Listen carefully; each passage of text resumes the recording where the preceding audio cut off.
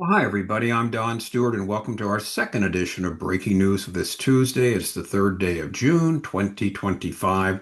And since we talked to you the last time, there's a story that's been going around from the New York Times that supposedly unveils the U.S. proposal to Iran.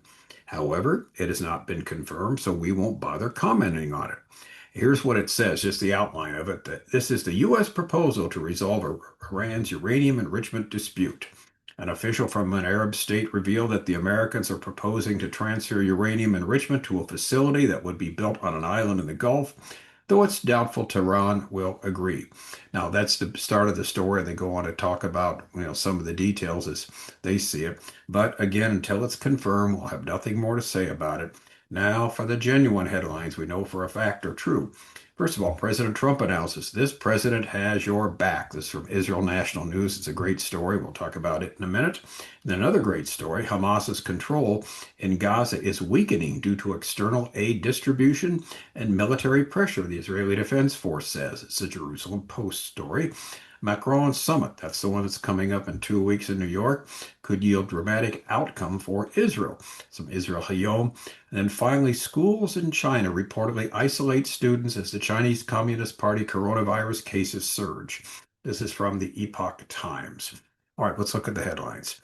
Number one, President Trump announces this president has your back. The White House reaffirmed President Donald Trump's uncompromising stance on Iran's nuclear program. During a press briefing, White House Press Secretary Caroline Leavitt said, the president made his position very clear on Truth Social last night, and he couldn't be more clear, and I would reiterate that's his position.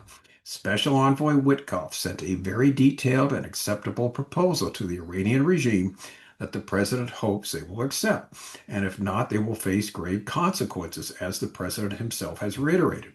She added, the president has made it very clear that he said in his statement yesterday that these anti-Semitic acts of violence do qualify as terrorism. He does not want to see terrorism or violence of any form taking place in the United States. And again, this was, like we said, an illegal alien. This guy was in the country legally from Egypt. And when interviewed, he said he would do it again. In fact, his only regret was he couldn't get a gun, so he couldn't kill a lot of Jews, and that was the sad thing here. And so she's responding to this, obviously.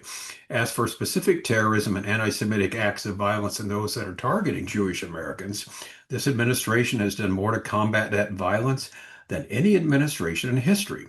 One incident is one too many. That is something that the previous administration was not willing to say. The president will stand up for Americans of all religions, of all faiths, of all creeds, and we will continue to look at policy measures and actions that we can take, in addition to the actions that have already been taken to curb this anti-Semitic violence. To Jewish Americans at home across the country, this president has your back. Now, this is all really good to hear, and we trust that he'll eventually make the right decision with respect to Iran and with respect to Israel, and not allow uranium to be enriched to the place where there will be bombs that will be created, and to destroy all those assets that Iran has taken 20 years to put together, including all their secret hideouts there, their missiles, the sites where they send their missiles. And in other words, they could send them back a number of years back into the past by destroying what's going on right there. Again, we will see. And as we said earlier today, too, let's not forget, it's not just that, it's the on the ground, the people on the ground in Iran that are making sure that certain accidents happen to some very, sensitive facilities there in Iran, including, remember, where all the containers were, $5 billion worth of damage there, where they received and sent all their major shipping items around, particularly from China, where they got the missile fuel that was all destroyed.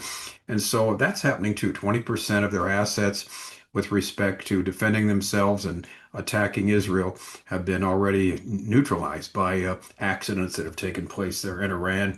And we know for a fact more of these accidents will continue to happen. All right, headline number two. Hamas's control in Gaza weakening due to external aid distribution, military presence, and military pressure, the IDF says. IDF spokesman Brigadier General F.E. Defrin said on Tuesday evening that Hamas's grip on the Gaza Strip is weakening. This is really great news, by the way, as Israeli forces continue operations both above and below ground. Hamas is losing control. It continues to operate against its own civilians, Defrin told the media. He emphasized that the distribution of food severely harms Hamas and its rule. Tens of thousands of meals are distributed daily to Gazans, he said. Defrin slammed Hamas for spreading false reports about IDF activity near aid distribution sites, which have been parroted by the world media. Now, we didn't really do this story because we don't want to repeat the lies that the world media says, but a number of them, what was it, the BBC and a few others, repeat them verbatim, these lies that somehow Israel had killed like 34 innocent citizens near one of these aid centers there and terrible slaughter, and the United Nations, everybody was all up in arms about it. It's all fake news, it never happened. And so this has been parroted by the media. Hamas, as the article says, spreads false information, which some Western media outlets have disseminated. In recent days, armed individuals have attacked Gazans. In southern Khan Yunis, they harmed civilians who came to collect aid, Defrin said. On Tuesday morning, the Hamas-run health ministry in Gaza claimed that 24 Palestinians were killed by the IDF while waiting for the aid distribution center in the Rafah area. Over the weekend, Hamas circulated a similar report claiming that 31 were killed. Depends which report you read. He responded, report from the weekend was false, noting that earlier on Tuesday, IDF soldiers had fired warning shots near suspects about a half a kilometer from the aid centers. We do not prevent Gaza residents from reaching the distribution centers. It is Hamas that prevents them, he clarified. Defrin also addressed criticisms of the IDF's slow response to the incident, saying it takes time to investigate matters, but we will not report half-truths. Even if it takes time, we owe the truth, first and foremost, to our soldiers. This is more good news as Hamas continues to weaken. We do hope and pray that this war will be over soon with all the hostages returned safely and Hamas gone once and for all from Gaza. Now, again, we know from Scripture that there will be peace for a certain amount of time in the south at Gaza and in the north in Lebanon, because when the eventual Russian invasion takes place from all directions, north, south, east, and west, Israel's not only not expecting it, they believe they're all set. They got peace on their southern and northern borders elsewhere, and they don't expect this to take place, even though it will. And it'll be the third time in their history. Yom Kippur, 1974, they were caught, 73, excuse me, caught without warning. Well, they had a lot of warning, caught without being ready for that invasion that fortunately, by the grace of God, they survived. They really shouldn't have on a natural level, but they did. And of course, October 7th, 2023, the terrible 50 years and one day later, the terrible thing that Hamas did. There'll be a third time that this happens, according to Scripture. We deal with this in our book, 25 Signs We're Near the End, signs 9 through 11, where we talk about this invasion and all the things that Scripture says about it. It's a free download from our website, Educating Our World, under the heading of Bible prophecy. Now, this other story, we mentioned this recently. Macron's going to have a summit in New York in about 2 weeks, which supposedly he was going to unilaterally declare a Palestinian state. Well, now we got a few different things being said. Headline number 3 from Israel HaYom also, Macron's summit could yield dramatic outcome for Israel. France has clarified that potential recognition of a Palestinian state will not be part of the final declaration of an upcoming international conference set to convene in New York in about 2 weeks. A senior French diplomat explained that the summit is actually intended to assist Israel. Yeah, really. And added that its vision includes a demand for the release of hostages. Well, that's good. An explicit call for Hamas to be disarmed, a stipulation that the terrorist organization will not be part of any future governance in Gaza, and a commitment by the Palestinian Authority to cease paying salaries for terrorists and to remove incitement against Israel from school textbooks. Now, that's all well and good, which the world, Israel, has been screaming about for the last several decades, that all this should come to pass. Macron's envoy added that Arab states participating in the summit are expected to endorse these demands, which she said align with Israel's interests that France supports. However, it remains unclear at this stage which countries will actually back these positions. The French envoy also did not clarify whether Macron ultimately intends to recognize a Palestinian state unilaterally. She declared such recognition as a lever to promote the summit's goals. Now, Israel is firmly opposed to the summit stressing that any unilateral move by European states will be met with reciprocal unilateral steps by Israel, foremost among them the extension of Israeli law to Judea and Samaria. They've threatened that you try and force a Palestinian state on us, well, parts of Judea and Samaria, that we will just basically annex it and take control over it. Officials in Jerusalem still suspect that Macron may surprise Israel by ultimately moving forward with unilateral recognition, even though for now he is leaving the question open. It should be noted that beyond the matter of unilateral recognition, the summit's agenda includes the formation of 8 working groups, some of which will operate in direct opposition to Israel's position. Now, our response is the summit will seemingly turn out to be much ado about nothing. After what happened on October 7, 2023, Israel will never consider having a Palestinian state on their border again. As we've emphasized, Gaza, ruled by Hamas, had everything a state has, its own government, police force, etc., etc. And we see the results of what happened when that was allowed. Never again. And finally, headline number 4. We've got to keep an eye on this one. Schools in China reportedly isolate students as the Chinese Communist Party coronavirus cases surge. This is from the Epoch Times. The Chinese regime ongoing cover-up is endangering the world as it's not possible to track virus spreading routes, one expert said. Doctors and residents of let me get back to the page here. Doctors and residents. Here we go.